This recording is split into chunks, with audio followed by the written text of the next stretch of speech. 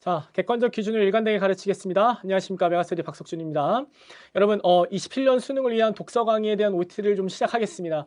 26학년도에 나왔던 독서 자체가 학생들이 좀 많이 어려워했습니다. 특히 독서 난이도가 좀 많이 올라갔기 때문에 여러분들이 독서를 어떻게 준비하면 좋을지에 대한 좀 고민이 많을 것 같아서 제가 독서 공부에 대한 본질을 좀 먼저 말씀을 좀 드리겠습니다.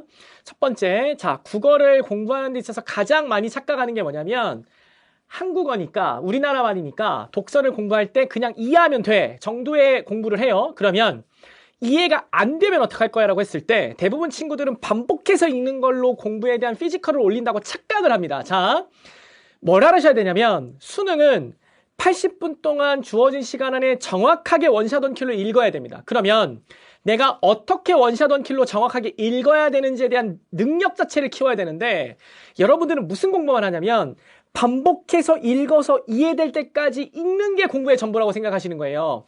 반복해서 읽으면 한국인이니까 누구나 다 이해할 수 있습니다. 이걸 정확하게 하셔야 돼요. 어려운 지문은 반복해서 읽었을 때 이해 못하지 않습니다. 그러면 제가 역으로 말씀을 드리면 25년 6월 평가에 나왔던 가나 지문에 A어 지문이 있습니다. 22년 수능에 나왔던 해겔 지문이 있습니다. 그거 반복해서 읽어도 이해 안 될 겁니다.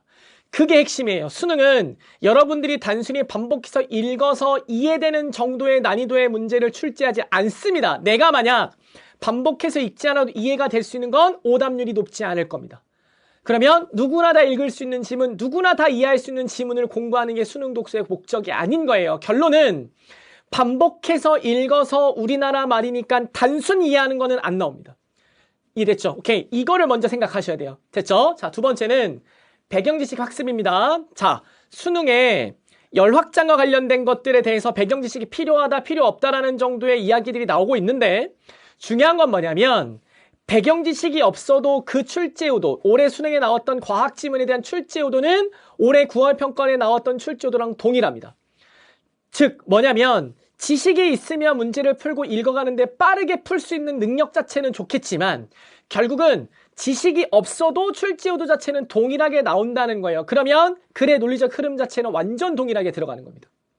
됐죠? 그래서 수능 독서는 일관되게 동일한 공식적인 패턴으로 읽을 수 있다는 게 제가 말씀드리는 거의 포인트예요. 지식 없어도 됩니다. 제가 공부를 못했던 사람이 아니기 때문에 여러분들보다 지식이 없지 않을 것이고 또는 대부분의 교육하는 사람들과 비교해서도 제가 지식이 없진 않을 텐데 제가 왜 수업할 때 지식을 많이 강조하지 않냐면 여러분들은 지식이 없다는 전제로 문제를 풀어야 돼요. 고등학교 수준에서 알고 있는 지식들은 모두가 알고 있는 지식일 가능성이 높습니다.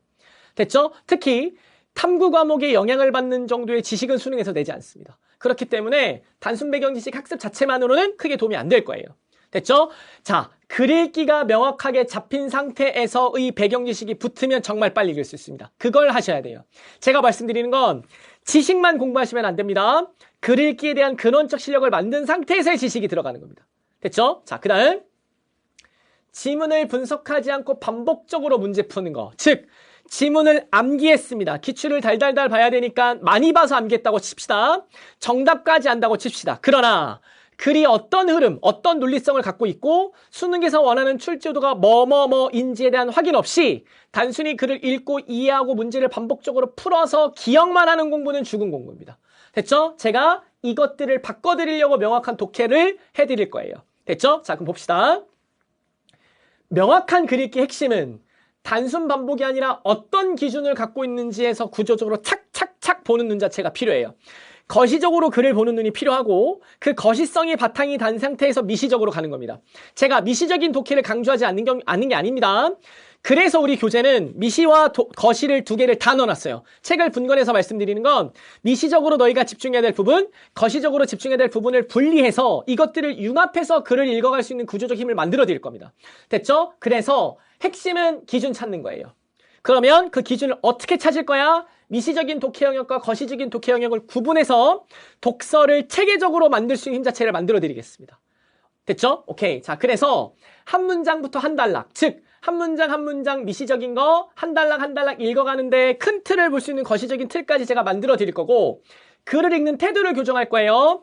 지문을 읽고 단순히 이해시키는 거를 해드리는 게 아니라 이해를 바탕으로 만들어줄 수 있는 글 읽기를 교정해 드릴 거예요. 그러면 정확하게 글읽기가 교정이 되면 내가 어떻게 읽어야 될지가 잡힐 겁니다. 그 잡히는 구조 안에서 움직이면 돼요. 됐죠? 오케이. 자, 그 다음 수능, 모의고사, 모의평가, 그 다음 교육청, 그리고 기출을 토대로 풍부한 예시 학습을 할 거고, 올해 트렌드에 맞는 거, 26년 수능을 위한 6구에 나왔던 거, 25년 수능 6구 수능, 24년 수능 6구 수능에 나왔던 거, 최소 3개년에 나왔던 것들과 비슷한 패턴이 있는 고1, 고2, 경찰대, 사관학교 지문 제가 다 읽어봤습니다. 알겠죠? 다 읽어보고 거기서 다 찾아왔어요. 그러면 여러분들이 이 교재를 통해서 배울 수 있는 건, 수능을 봤을 때 적어도 독서에서 당하지 않으려면 이 정도의 사고력을 만들면 되는구나라는 제가 경계를 설정해 드릴 거니까 명확한 경계 안에서 사고하는 힘을 기릅시다. 됐죠? 오케이, 그거 하는 겁니다. 자, 그러면 미시편은 기본적으로 문장 읽기를 갈 건데 문장 단위 읽기를 통해서 기본적인 독해력을 향상할 겁니다. 어떻게 읽어야 될 거냐? 어떻게 능력을 키울 거냐? 단순히 반복해서 읽어서 피지컬을 기르는 공부가 아니라 글을 읽어야 되는 피지컬은 명확한 논리적 힘이 있습니다. 그 명확한 논리적 힘을 만들 수 있는 공식을 설명드릴 거예요. 그러면 그 공식대로 읽어가면서 내가 그동안 단순히 읽기만 해서 문제가 생겼다.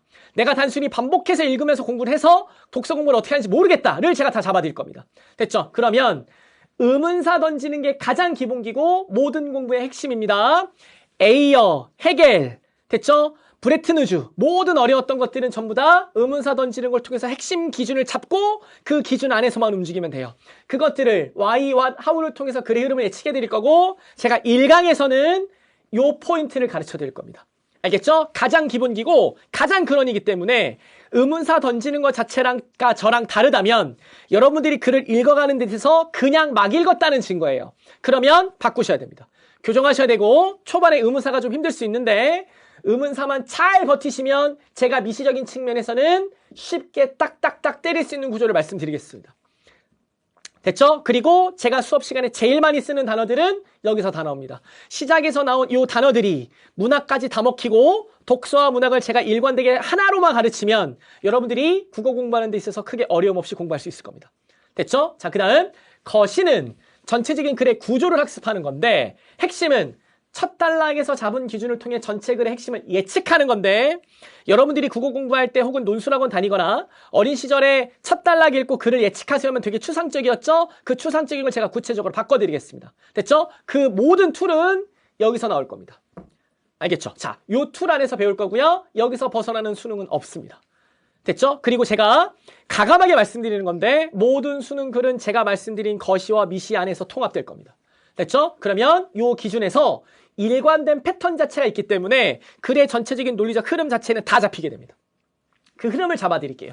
됐죠? 그 다음, 자, 미시와 거시를 배우시고 나면 각 파트에 맞게 제가 기출 중에 문제도 예를 들면 의문사가 나왔으면 의문사가 극대화되어 있는 지문을 만들어냈습니다. 그러면 그 지문 안에서 의문사가 극대화된 문제가 나왔으면 그 극대화된 지문들을 통해서 그 문제만 풀게 바꿔놨어요. 결국은 뭐냐면 배웠던 것들을 어떻게 실전에서 읽을 수 있고 어떻게 문제를 풀 수 있는지에 대한 것들을 만들어놨고 총 25지문을 만들어놨습니다.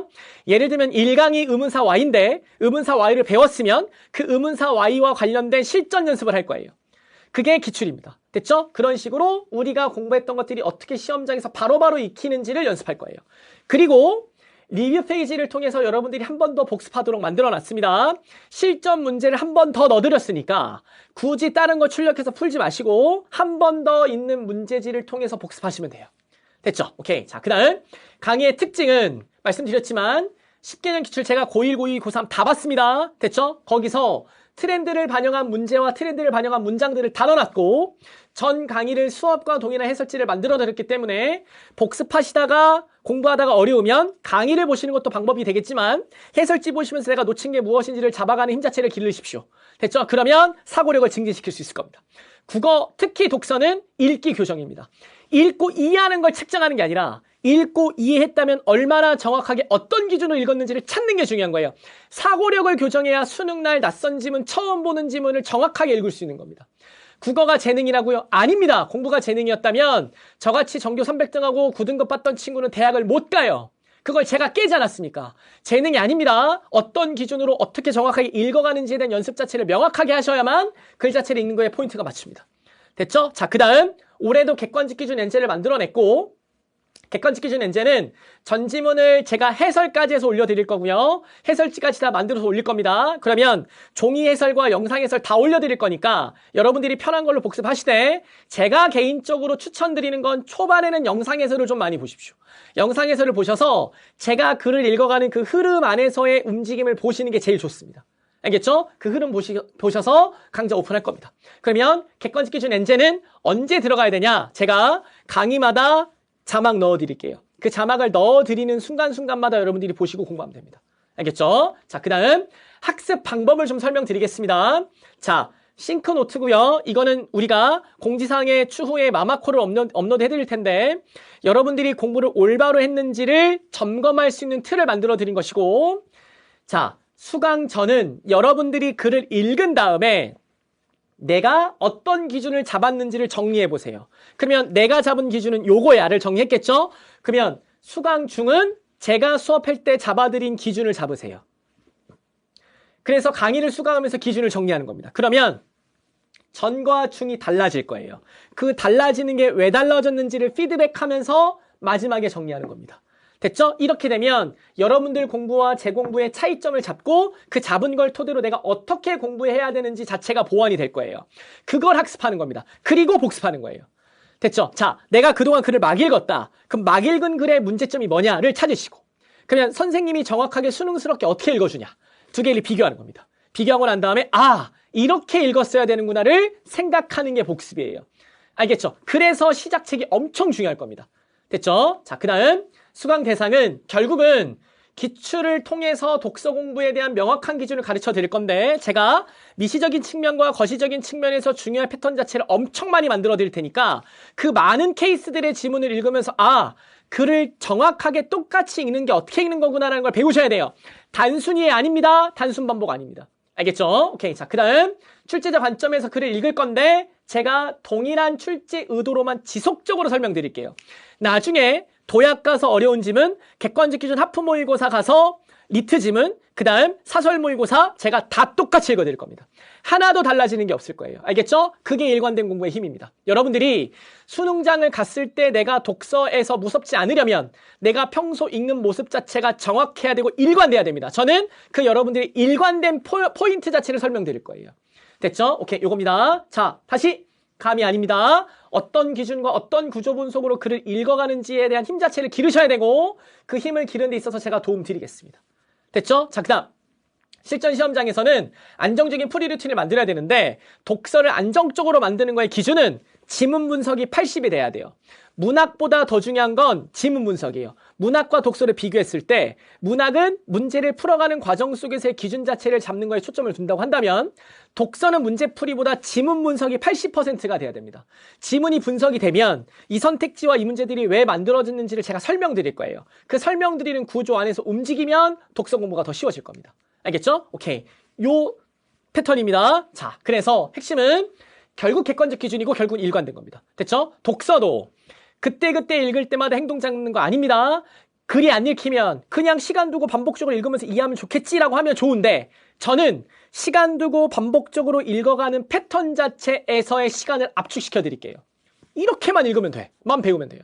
그러면 이렇게만 읽으면 이건 그대로 나올 수밖에 없는 구조만 느끼면 돼요. 그리고 여러분들이 실전 연습하면서 아, 이게 이렇게 나오네 진짜로만 느끼면 국어공부는 끝납니다. 그러면 독서는 그동안 여러분들이 글이 무슨 의미를 하는지를 파악하느라 시간을 쓰느라 힘들었다면 이제는 어떤 문장과 어떤 글이 나올 수밖에 없음을 리드하는 거예요. 독서의 핵심은 글은 정해져 있는 겁니다. 이렇게밖에 나올 수가 없어를 느끼면 끝나요. 됐죠? 그러려면 반복적으로 읽고 반복적으로 이해하고 반복적으로 고민하셔야 돼요. 그렇기 위해서 싱크노트도 하셔야 되고요. 반복으로 읽으셔야 되고 리뷰를 통해서도 사고력을 점검하셔야 됩니다. 독서는 태도 교정입니다. 알겠죠? 태도가 교정돼야 되고 그 태도를 교정하는 툴은 미시와 거시에서 제가 다 가르쳐 드리겠습니다. 알겠죠? 최근 트렌드는 시작책에 다 들어가 있습니다. 그리고 나서 나중에 압축적으로 한 번 더 정리하면 돼요. 됐죠? 그건 나중에 다시 말씀드릴 테니까 지금 중요한 건 제가 잡아드린 경계 안에서만 사고하십시오. 다른 거 할 필요 없습니다. 100경기씩 몰라도 됩니다. 이해시키려고 지식을 가르치는 건 배경 지식이 아닙니다. 수능이 나오기 전에 알고 있었던 지식이 배경 지식이지, 수능이 어렵게 난 다음에 너희를 이해시켜 줄게라서 지식을 가르치는 건 그건 사후 지식이에요.